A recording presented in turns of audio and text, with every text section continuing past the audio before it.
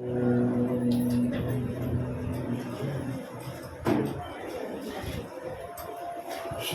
परमात्मने नमः। श्री गणेशाय नमः। श्री सरस्वत्यै नमः। श्री गुरुभ्यो नमः। ओम नमो भगवते वासुदेवाय।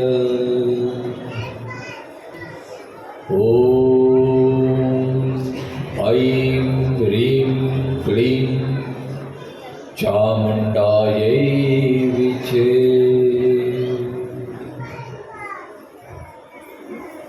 वक्रतुण्ड महाकाय सूर्यकोटिसमप्रभ निर्विघ्नं कुरु मे देव सर्वकार्येषु सर्वदा। या कुन्देन्दुतुषारहारधवला या शुभ्रवस्त्रावृता या वीणावरदण्डमण्डितकरा या श्वेतपद्मासना या ब्रह्माच्युतशङ्करप्रभृतिभिः देवैः सदा वन्दिता। सा मां पातु सरस्वती भगवती निःशेषजाड्यापहा। योऽन्तः प्रविश्य मम वाचमिमां प्रसुप्तां सञ्जीवयत्यखिल शक्तिधरस्वधाम्ना। अन्यांश्च हस्तचरणश्रवणत्वगादीन् प्राणान्नमो भगवते पुरुषाय तुभ्यम्। वसुदेवसुतं देवं कंसचाणूरमर्दनं देवकी परमानन्दं कृष्णं वन्दे जगद्गुरुं। गुरुब्रह्मा गुरुविष्णु गुरुदेवो महेश्वर गुरुसाक्षात् परब्रह्म तस्मै श्री गुरवे नमः।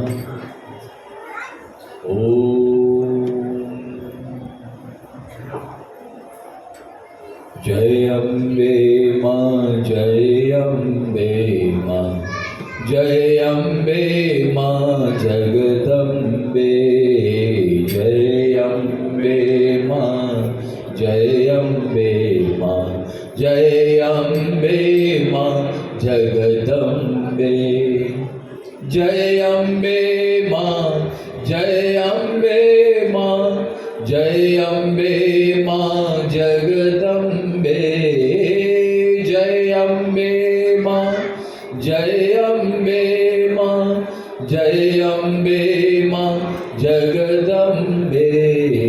जय अम्बे मां जय अम्बे मां जय अम्बे मां जगदम्बे। जय दुर्गे मां जय दुर्गे मां जय दुर्गे मां जगदम्बे। जय दुर्गे मां जगदम्बे। सुरासुरा सेवित पाद पंकजा करे विराजत कमनीय पुस्तिका। विदेश पत्नी कमला सरप्रिया सरस्वती नृत्य वाचि मे सदा।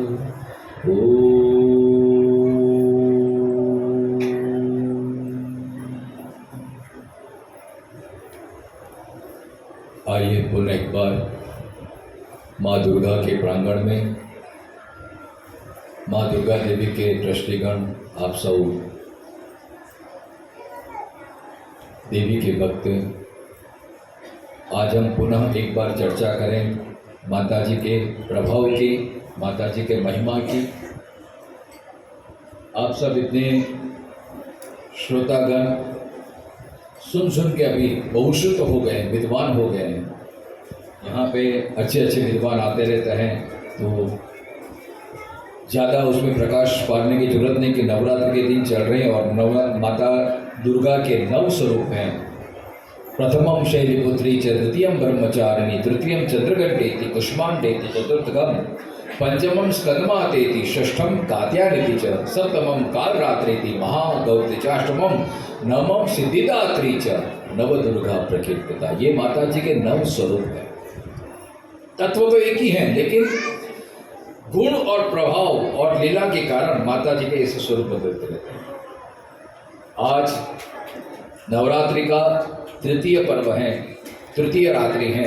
आज माता जी का स्वरूप है चंद्रघंटा। चंद्रघंटा का स्वरूप आप देखेंगे तो माता जी के मस्तक पे अर्धचंद्र विराजमान है और पास में घंटा है, इसलिए उसका नाम पड़ा चंद्रघंटा।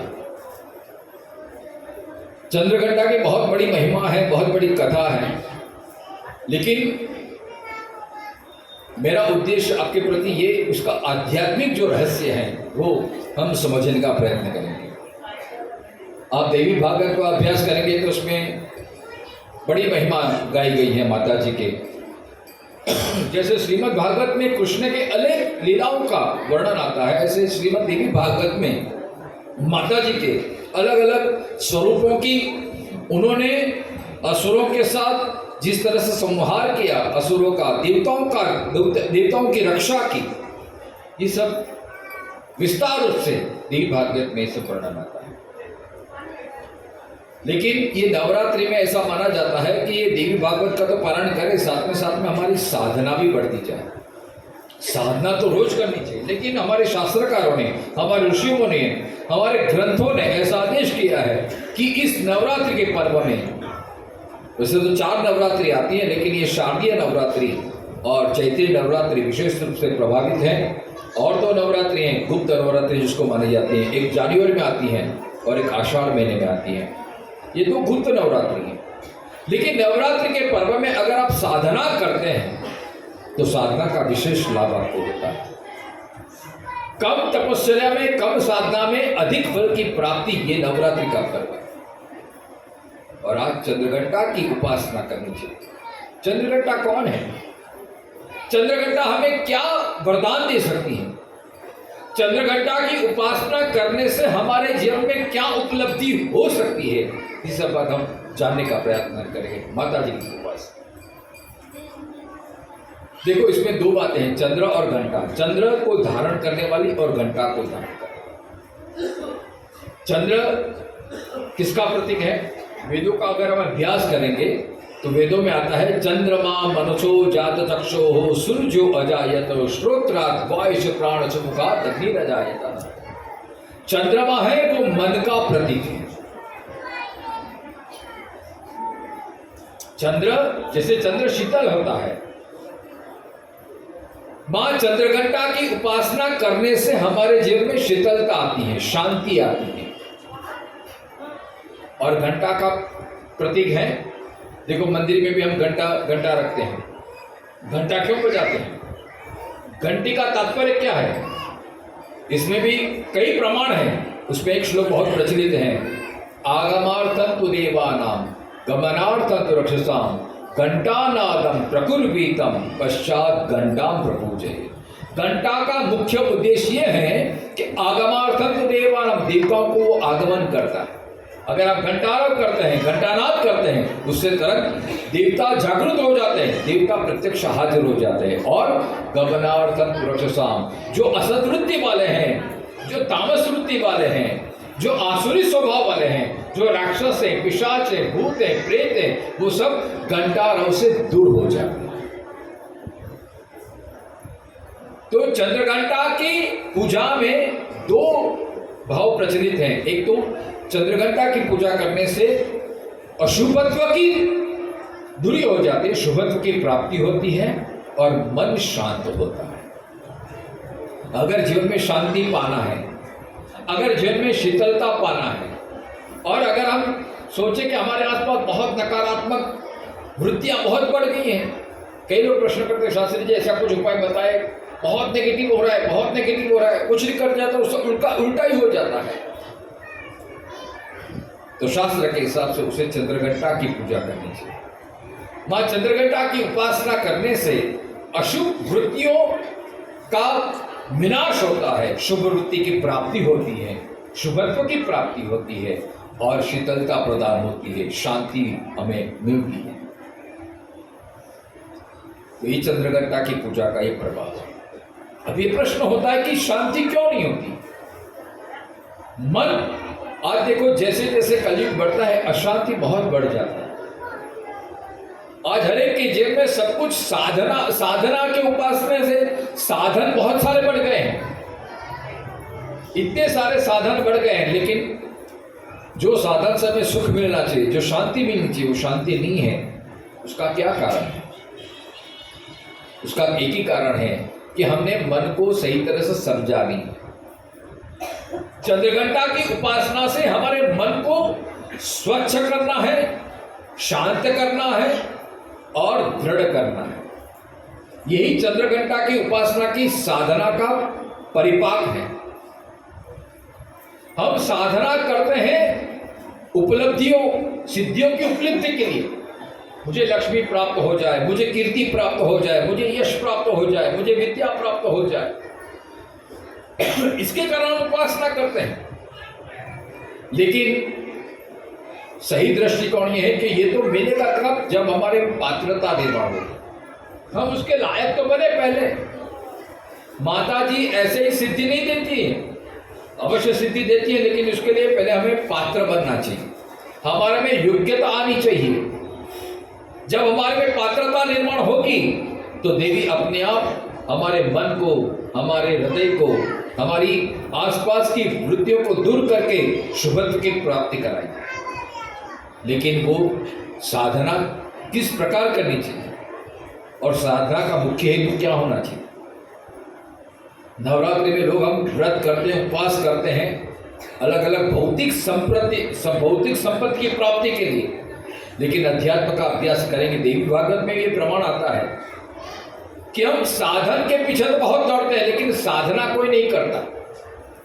और साधना का मुख्य उद्देश्य हमारे मन को हम कैसे शुद्ध बनाएं, मन को कैसे स्वच्छ बनाएं। जब तक मन में शुद्धता नहीं है, जब तक मन मलिन होगा, तब तक हमारी साधना फलीभूत नहीं हो सकती। इसलिए कोई भी हम साधना करें, सबसे पहले मन को शुद्ध करना बहुत आवश्यक है। जैसे एक कथा मैंने सुनी थी, ये दृष्टांत बहुत ही हमारे सबके लिए प्रेरणादायी है। एक महात्मा के पास एक आदमी आया, बोले कि मुझे कुछ उपदेश दीजिए, मुझे कुछ उपदेश दीजिए, मुझे कुछ ज्ञान दीजिए। महात्मा ने बोला ठीक है, आप कल आ जाना, मैं आपको उपदेश दूंगा। वो आदमी कल आया, बैठा, महात्मा ने कुछ सत्संग कराया, लेकिन उसके पल्ले कुछ पढ़ा नहीं। बोला स्वामी जी आपने सब कुछ बोला, मेरे सब पढ़ से गया, मेरे तो पल्ले नहीं पढ़ रहा है। महात्मा जी समझे गए कि क्या विडंबना कहाँ पे है। 2-3 बार जब ऐसा हुआ, तब एक बार बोला महात्मा जी, बोले कि आज मैं तुम्हारे यहाँ भिक्षा लेने के लिए आऊंगा।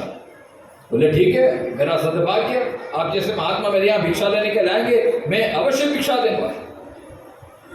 सुबह महात्मा जी चले गए उसके घर पर और भगवती भिक्षान देही कैसे उसका जो पात्र था वो सामने रखा कि इसमें मुझे कुछ भिक्षा दीजिए। अब वो इतना उत्साहित हो गया कि भिक्षा देने के लिए तुरंत आया, लेकिन पात्र में जैसे रखने गया तो पात्र एकदम गंदा था, मैला था, इसमें धूल लगी हुई थी, कचरा था उसमें। आदमी ने बोला स्वामी जी आपका पात्र तो बहुत गंदा है, इसमें मैं कैसे डाल सकता हूँ? उसने बोला क्या फर्क पड़ता है, तो पात्र है, पात्र में डाल दे, मैं भिक्षा ग्रहण कर लूंगा। अरे स्वामी जी ऐसा नहीं हो सकता है, ये दूध पाक बना है, बहुत अच्छा है, और ये कचरे में दूध पाक जाएगा तो बिगड़ जाएगा, आपको स्वाद भी नहीं आएगा, पहले आप पात्र साफ कर दो। तब महात्मा जी ने वो व्यंग किया कि अगर मेरा पात्र स्वच्छ न होते हुए तू दूध पाक डालने के लिए तैयार नहीं है, तू बोलता है मेरा दूध पाक बिगड़ जाएगा, इसलिए तू जो बोलता है ना कि मुझे कुछ पढ़ने नहीं पड़ता, कुछ पढ़ने नहीं पड़ता, पहले तेरे मन रूपी पात्र को शुद्ध करने की आवश्यकता। जब तक तेरा मन शुद्ध नहीं होगा, पवित्र नहीं होगा, निर्मल नहीं होगा, तब तक तुझे ये सत्संग का कुछ लाभ नहीं हो सकता। और आज हमारे साथ यही हो रहा है। हम इतनी सारी कथा सुनते, इतने सारे सत्संग सुनते हैं, लेकिन हमारे जीवन में कोई फर्क ही नहीं पड़ता, क्योंकि हमारा मन ही शुद्ध नहीं है। तो नवरात्र के पर्व में सबसे पहले मन को शुद्ध करना, और मन की शुद्धि के लिए क्या उपाय है? देखो, देवी भागवत में भी ये प्रमाण आता है, और ये श्रीमद् भगवद गीता में भी। मन को शुद्ध करने का साधन कौन सा है? श्रीमद् भगवद गीता के 13वें अध्याय में भगवान ने 20 साधन बताए। 20 साधनों का अगर आप सही उसको जान लेते हैं, उसका अनुभव करते हैं और वो जीवन में अपना लेते हैं, फिर आपके जीवन में कोई भी प्रकार की सिद्धि आने में देरी नहीं है। जैसे हनुमान चालीसा में हम पढ़ते हैं ना, अष्ट सिद्धि नव निधि के दाता, वैसे देवी में भी ये शक्ति है। कोई भी भगवान हमें सिद्धि प्रदान कर सकता है, लेकिन उसके लिए हमें पहले पात्रता निर्माण करनी होगी। और चंडी पाठ में भी आता है ना कि जो ज्ञानी है, ज्ञानिना विचेताओं से देवी भगवती सा बलादा कृष्ण मोहाय महामाया प्रयच्छति। ये देवी की महामाया की शक्ति इतनी प्रबल है कि ज्ञानिना विचेताओं से, ज्ञानियों के मन को भी हरण कर लेती है। मतलब इस श्लोक का भावार्थ यह है कि मन की शुद्धि के लिए, मन की पवित्रता के लिए इतनी सावधानी बरतनी चाहिए।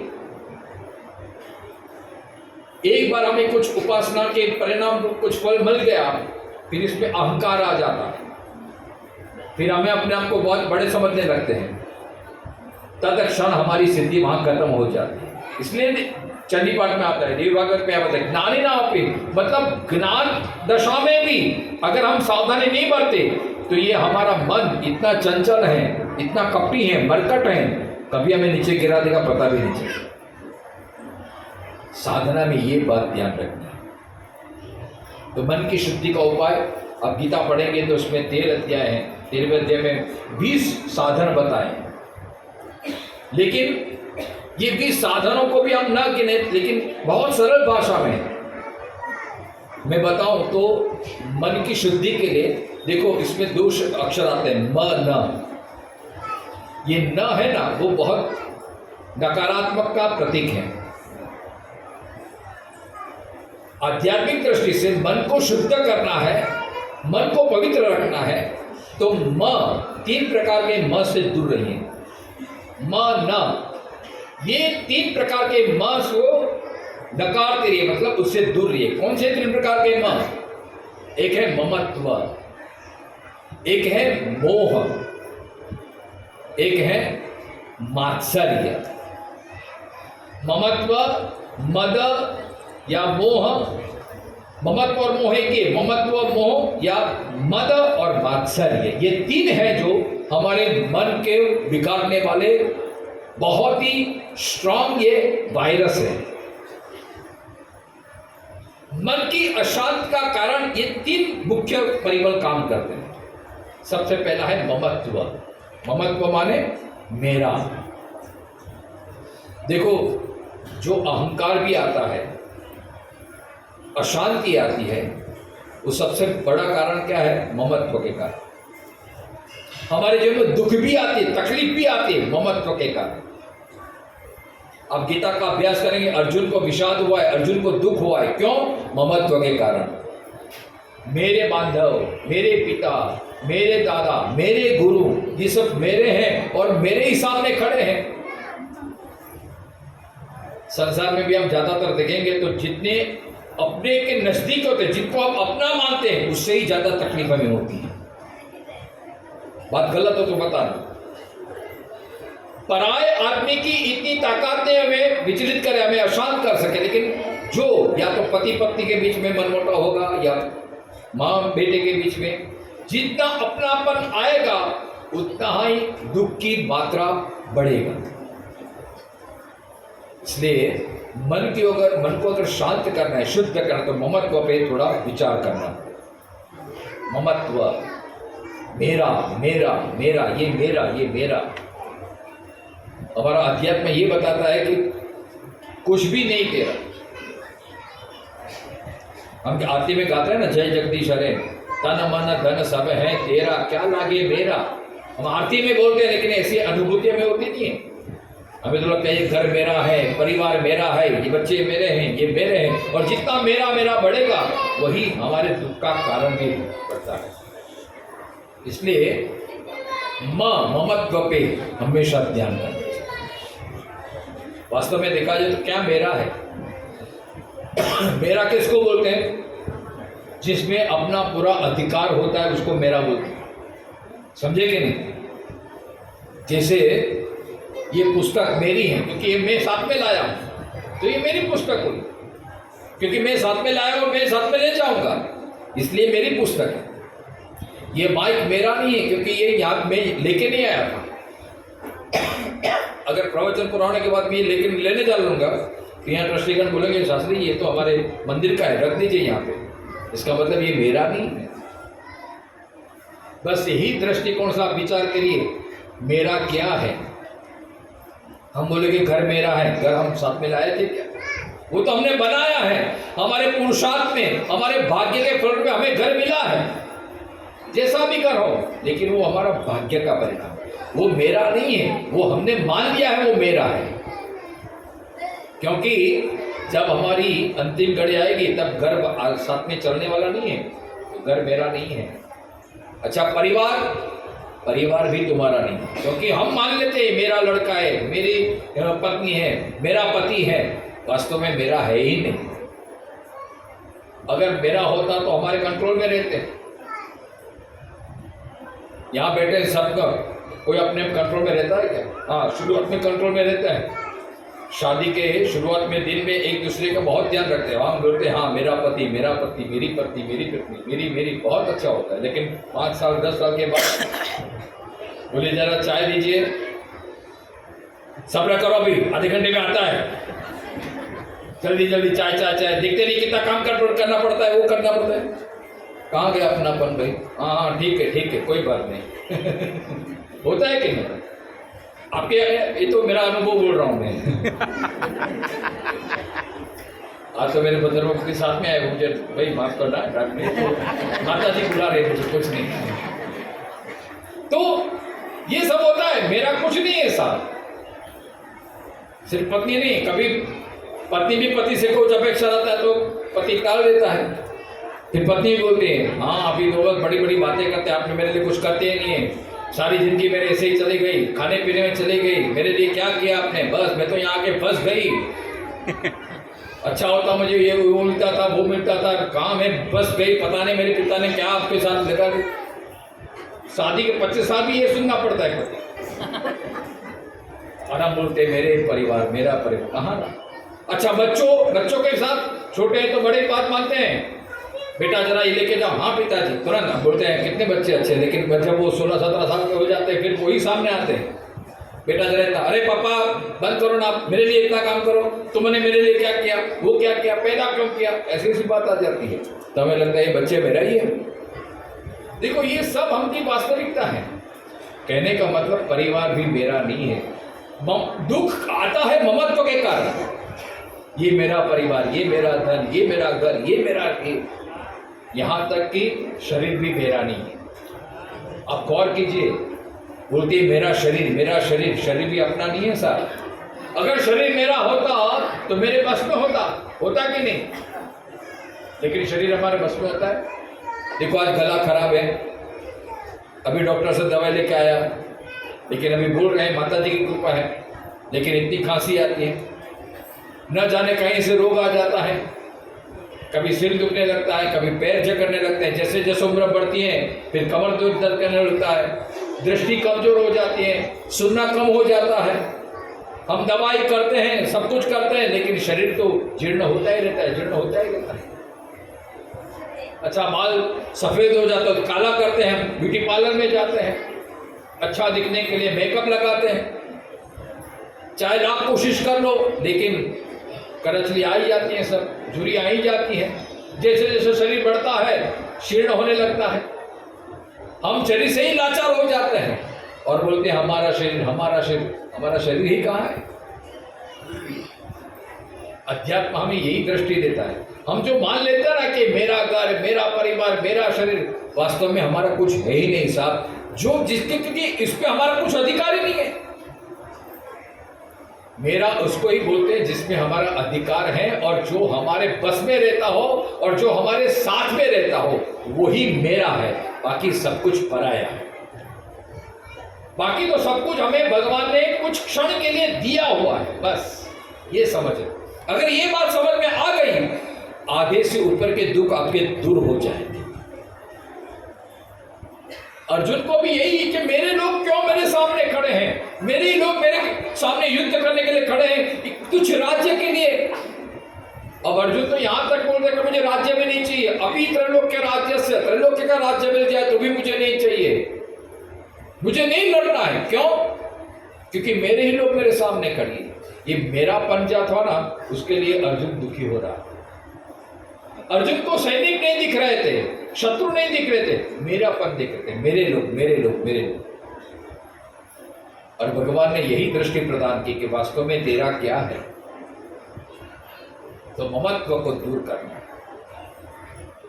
अपना क्या है? जो आप सत्संग करते हैं ना, जो आप भजन करते हैं, जो आप भगवान का नाम लेते हैं, जो आप माता जी की उपासना करते हैं, वही आपका खुद की प्रॉपर्टी है, वही आपकी संपत्ति है। क्यों? क्योंकि वही जन्म जन्मांतर आपके साथ आएगी।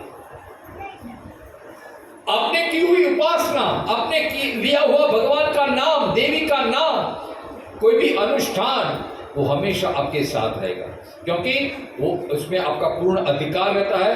वो अनुष्ठान, वो पुण्य आपने जो कमाया है, वो आपने जो सत्कर्म किए हैं, उसमें कोई भागीदार नहीं मिल सकता, उसको कोई छीन नहीं सकता, और वो मृत्यु के बाद आपके साथ ही रहेगा।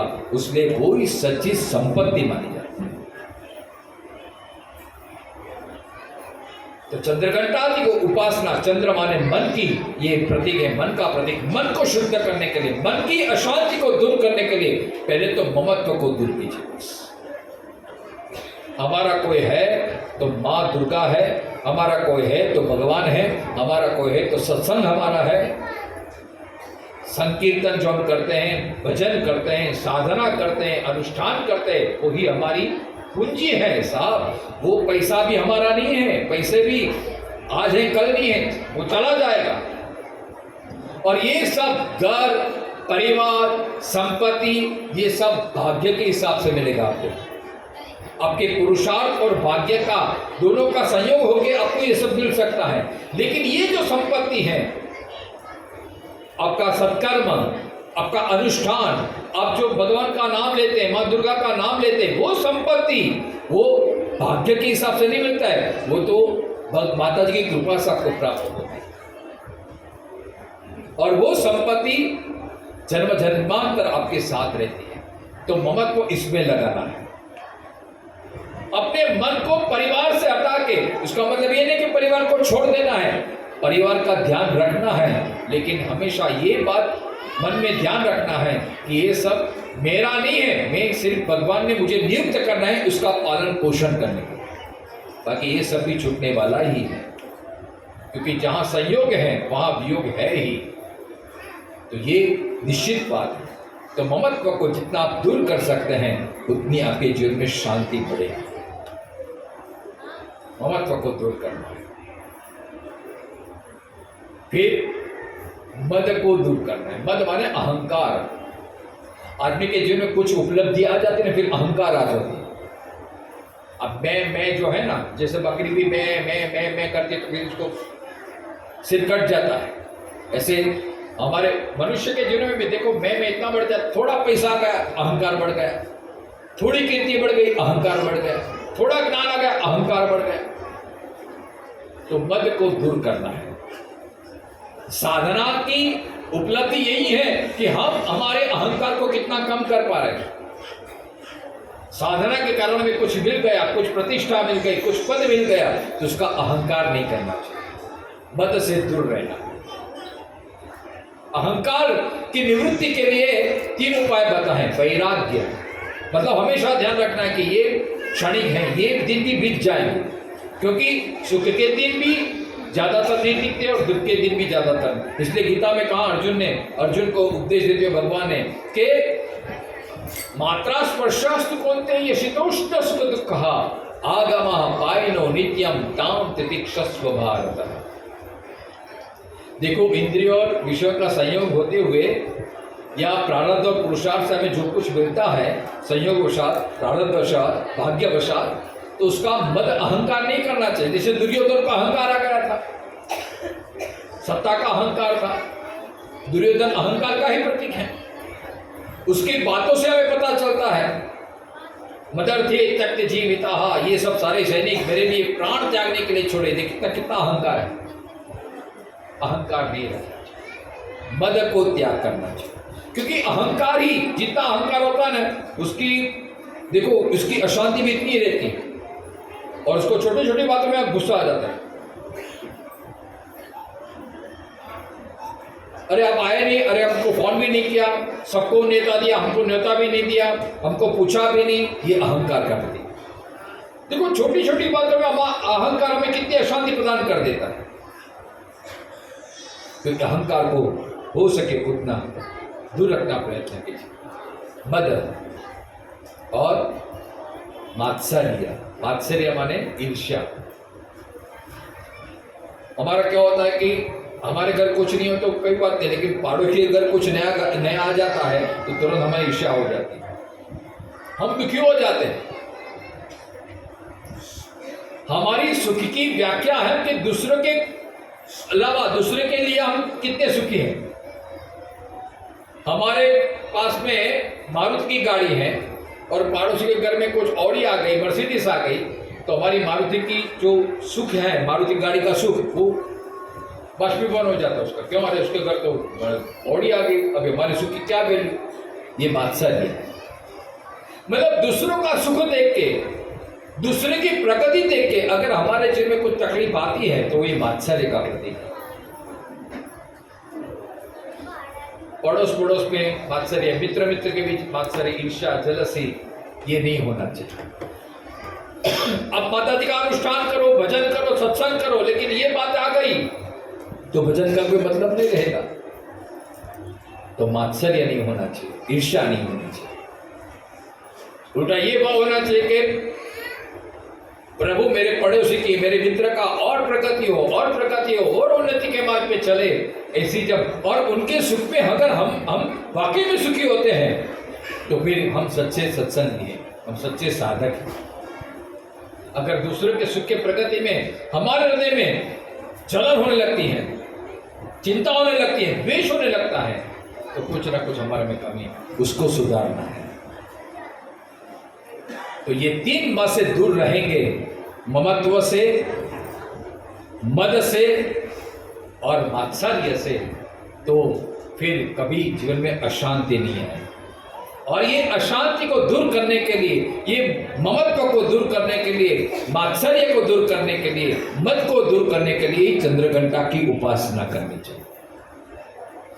माता जी से यही प्रार्थना करिए, हे माँ मेरे मन को इतनी शुद्ध कर कि मेरे मन में कभी दूसरों के प्रति बुरे विचार ना आए, मेरे मन में कभी अहंकार ना आए, मेरे विचार हमेशा शुद्ध रहे, और अगर कोई दूसरा विकास करता है तो मेरे मन में उसके प्रति ग्लानि ना आए। ऐसी जब बात आ जाती है तो हमारा मन शुद्ध हो जाता है, और फिर हम इसी शुद्ध मन से जब हम कोई प्रार्थना करते हैं, पूजा करते हैं, तब माता जी की कृपा अवश्य हमारे जीवन में बरसती ही है। और मैं पुनः एक बार उच्चारण करूँ, ये नवरात्रि के पर्व में यही साधना है। देखो आप गीता का भी अभ्यास करेंगे ना, तो भगवान कृष्ण ने अर्जुन को यही उपदेश दिया है। ज्ञान क्या है? ज्ञान यही है कि अमानित्वम, अदम्भित्वम, अद्वेष्टा सर्वभूतानां, मैत्रः करुण एव च, ये सब ज्ञानी के लक्षण हैं, ये सब भक्त के लक्षण हैं। यही लक्षणों को हमारे जीवन में आत्मसात करना है। हम भगवान की पूजा, माता जी की पूजा करते हैं, क्यों? भगवान मुझे इतना धंधा अच्छा दिला दे, भगवान मेरी बेटी को पास कर दे, माता जी मेरी ये मनोकामना पूर्ण कर दे। अवश्य पूर्ण करेगी ही माता जी, लेकिन हमारे जीवन में साधना यही उद्देश्य से होनी चाहिए कि मेरा द्वेष कितना दूर हुआ, मेरा अहंकार कितना दूर हुआ, मेरा ममत्व कितनी दूर हुई, मेरी आसक्ति कितनी दूर हुई। ममत्व का दूसरा ही शब्द है आसक्ति, अटैचमेंट। इतने हम जुड़ जाते हैं व्यक्ति, वस्तु पदार्थ से हम इतने जुड़ जाते हैं, फिर उसके बिना चलता नहीं है। ये सब साधना में बाधक है। साधना का फल यही है कि ये ममत्व से हम दूर रहें, आसक्ति से दूर रहें। हमारे गिरिराज जी ने हरिभाई कोठारी को याद किया। हरिभाई कोठारी हमेशा अपने प्रवचन में कहते हैं, आसक्ति किसको कहते हैं? जो आ सकती है लेकिन फिर जाने का नाम नहीं लेती, जो जा नहीं सकती, वो आसक्ति है। एक बार हमारे जीवन में आ गई, ऐसी आ जाती है, फिर जाने का नाम ही नहीं लेती। और छोटी छोटी चीज हमारे जीवन को, हमको बंधन में डाल देती है। जैसे किसी को मावा, पड़ीका, किसी को फूकना, किसी को पीना, ये सब आ सकती है। फिर ऐसी लत लग जाती है, फिर जाने का नाम ही नहीं लेती, छूटने का नाम ही नहीं लेती। ये सब आ सकती है, ये सबको छोड़ना है। अगर ये सब व्यसन ही है तो बहुत अच्छी बात है। तो क्या छोड़ना है? क्रोध को छोड़ना है, लोभ को छोड़ना है, इससे भी हम दूर हो जाए। देखो, माता जी की साधना में त्याग का बहुत महत्व है। हम उपवास करते हैं कि नहीं? लोग नवरात्रि पूरा उपवास करते हैं, कुछ नहीं खाते हैं, बहुत अच्छी बात है, नमस्कार है। लेकिन सच्चा उपवास क्या होता है मालूम है? हमने सिर्फ अन्न के साथ ही उपवास को जोड़ दिया। खाना नहीं खाते, फलियार खाते, बोलते बड़े उपवास है, बड़े व्रती हैं। उपवास करना ही चाहिए, लेकिन सबसे अच्छा उपवास तो ये है कि आपने लोभ कितना छोड़ा, अपने क्रोध कितना छोड़ा, अपने ममत्व कितना छोड़ा, अपने ईर्ष्या कितनी छोड़ी। हम नवरात्रि में एक एक व्रत लेते हैं, लेकिन कभी ये व्रत भी लीजिए कि 9 दिन में किसी भी, चाहे कैसी भी परिस्थिति आ जाए, मैं क्रोध नहीं करूंगी, तो माता जी बड़ी प्रसन्न हो जाएगी। ये सबसे बड़ी साधना हो जाएगी। ये 9 दिन में एक बार तो ये व्रत लीजिए कि मैं 9 दिन में कभी लोभ नहीं करूंगा, किसी के प्रति ईर्ष्या नहीं करूंगा, या असत्य भाषण नहीं करूंगा, तो मुझे लगता है माता जी बड़ी प्रसन्न हो जाएगी और ये सबसे बड़ी हमारी नवरात्रि की उपलब्धि हो जाएगी। तो ये सब हमें करने की आवश्यकता है। माँ चंद्रघंटा से हम प्रार्थना करें कि हे माँ, हमें ऐसी शक्ति प्रदान करे, क्योंकि या देवी सर्वभूतेषु शक्ति रूपेण संस्थिता, नमस्तस्ये नमस्तस्ये नमस्तस्ये नमो नमः। ये शक्ति कौन सी मांगनी है? किस प्रकार की शक्ति मांगनी है? कि हमारे मन को शांत कर सके, हमारे मन की मलिनता को दूर कर सके। यही सबसे बड़ी शक्ति है। हम दूसरों को दिखाने के लिए, दूसरों को नीचा गिराने के लिए हम हमारी शक्ति का प्रयोग करते हैं, लेकिन हमने अपने आप को सुधारने के लिए कितनी शक्ति का प्रयोग किया? ये शक्ति पर्व है, शक्ति की आराधना हमारे भीतर के जो शत्रु हैं उसके सामने लड़ने की शक्ति हमें प्रदान करें माता जी। ऐसी हम माँ चंद्रघंटा से प्रार्थना करें। आइए पुनः एक बार माँ चंद्रघंटा के चरणों में, माँ दुर्गा के चरणों में प्रार्थना करते हुए यही प्रार्थना करें कि हे माँ, हमें भी ऐसी शक्ति प्रदान करें कि हमारी मन की मलिनता दूर हो। और ये माँ दुर्गा के प्रांगण में आते हैं, नित्य नवरात्रि में हम उत्सव मनाते हैं, भजन के द्वारा, कीर्तन के द्वारा, सत्संग के द्वारा हमारी मन की शुद्धि बढ़ती जाए। असत की यात्रा से सत की और हमारी यात्रा बढ़े। असतो माँ असदगमय, तमसो माँ ज्योतिर्गमय। ये तमस से हम ज्योतिर की तरफ हमारी यात्रा बढ़े और हमारी मन की शुद्धि होती रहे। और जैसे मन निर्मल भया तो फिर माता जी का अनुभव, माता जी की कृपा और माता जी के प्रसाद स्वरूप अष्टसिद्धि, नवनिधि, ये सब उपलब्धियां हमसे दूर रह ही नहीं सकती। लेकिन उसके लिए हमारे मन को पहले शुद्ध करना है। माता जी से यही प्रार्थना करते हुए सर्वे सुखिनः सन्तु, सर्वे सन्तु निरामया, सर्वे भद्राणि पश्यन्तु, माँ कश्चित् दुःखमाप्नुयात्। बोलो अम्बे मात की जय, श्री दुर्गे मात की। आदरणीय उपस्थित प्रभु प्रेमियों, सागर में सागर